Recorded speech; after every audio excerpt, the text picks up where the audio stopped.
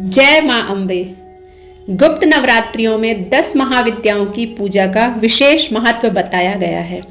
गुप्त नवरात्रियों में इन महाविद्याओं की पूजा गुप्त तौर पर की जाती है।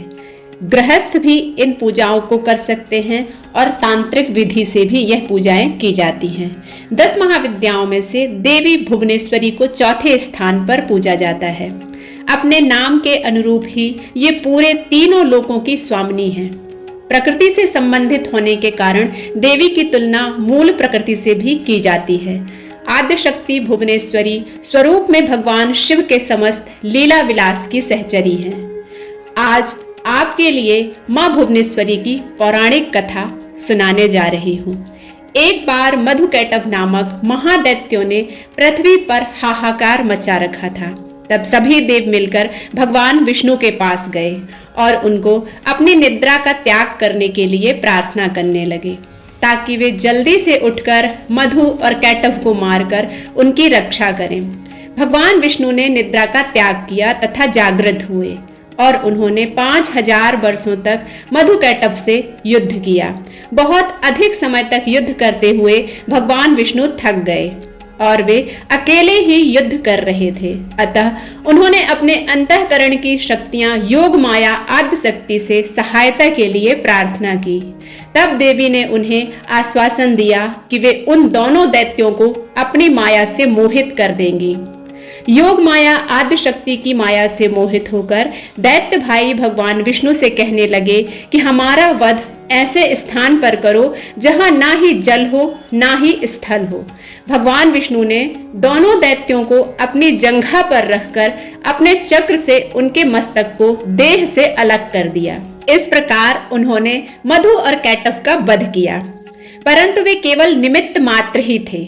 उसके बाद ब्रह्मा विष्णु और शंकर ने देवी आदि शक्ति योग निद्रा महामाया की स्तुति की, जिससे प्रसन्न होकर आदि शक्ति ने ब्रह्मा जी को सृजन, विष्णु को पालन और शंकर को संहार के देवता चुना। ब्रह्मा जी ने देवी आदि शक्ति से प्रश्न किया कि अभी चारों ओर केवल जल ही जल फैला हुआ है। पंच तत्व गुण तन मात्राएं और इंद्रियां कुछ भी व्याप्त नहीं है, तथापि तीनों देव शक्तिहीन हैं। देवी ने मुस्कुराते हुए उस स्थान पर एक सुंदर विमान को प्रस्तुत किया और तीनों देवताओं को विमान पर बैठ अद्भुत चमत्कार दिखाने का आग्रह किया। तीनों देवों ने विमान पर आसीन होने के पश्चात वह देवी विमान आकाश में उड़ने लगा। उड़कर ऐसे स्थान पर पहुंचा जहां जल नहीं था। वह विमान वायु की गति से चलने लगा तथा एक सागर के तट पर पहुंचा। वहां पर दृश्य अत्यंत मनोहर था और अनेक प्रकार के पुष्प वाटिकाओं से सुसज्जित था। तभी वहां देवों ने एक पलंग पर एक दिव्यांगना को बैठे हुए देखा।